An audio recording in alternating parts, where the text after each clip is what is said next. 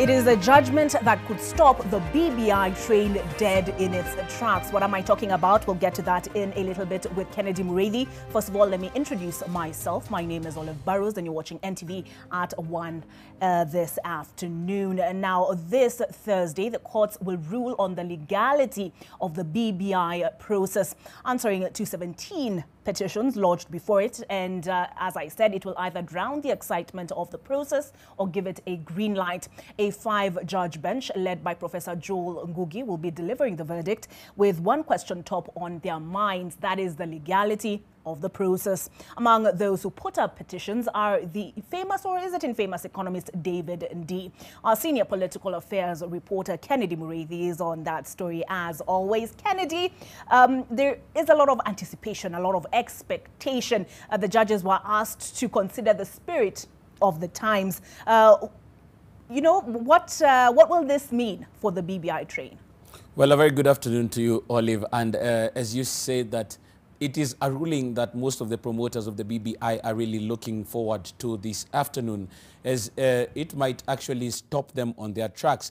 But there are several questions that have been asked this far, Olive, and this is what the judges, or it's a 5-judge bench, and it will be sitting, and they will be doing this virtually. And some of the questions that they will be looking to is actually, was the steering committee a legal entity? Remember, there have been questions on the steering committee of the Building Bridges Initiative, now that it has actually even been led by members of parliament. Another question that they will be looking to answer is, can it promote the constitutional changes as they were put? And probably we'll be looking to see how the 5-judge bench will actually be looking into this. Also, as you said earlier on, is the question of David Ndii, and he argues that there are 5 chapters of the 2010 constitution that are eternal, and can they really be touched? Another question that we'll be looking at is, what is the process this far?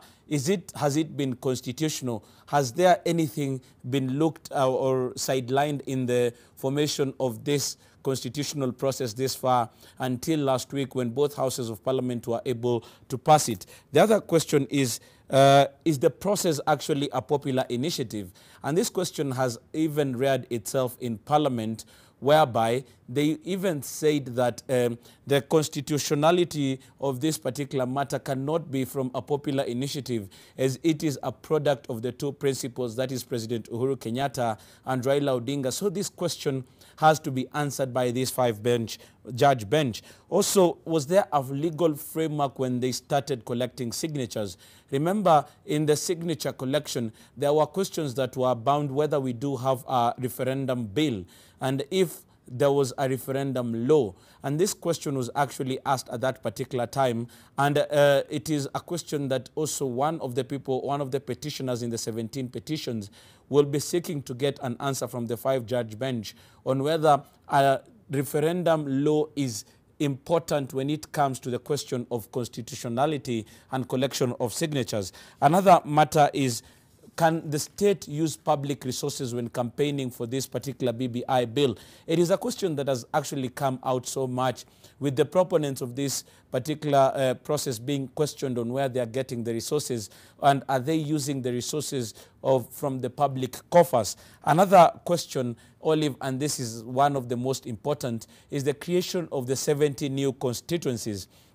Remember, even a matter that was there when it came to the Joint Committee of the Justice and Legal Affairs Committees, they were asking whether the IEBC is able or has that capability of doing the 70 new constituencies, or the promoters have that. So it is one of the questions that we'll be looking to see whether it is going to be answered. But Olive, even as I head back to you, most of these questions were answered in a communique that was delivered by the 2 speakers of both houses, that is Justin Muturi of the National Assembly and Kenneth Lusaka in the Senate. So we'll be looking to see whether the script will remain the same, or there is something that is going to be tinkered with when these 5 judges are going to be delivering their ruling this afternoon.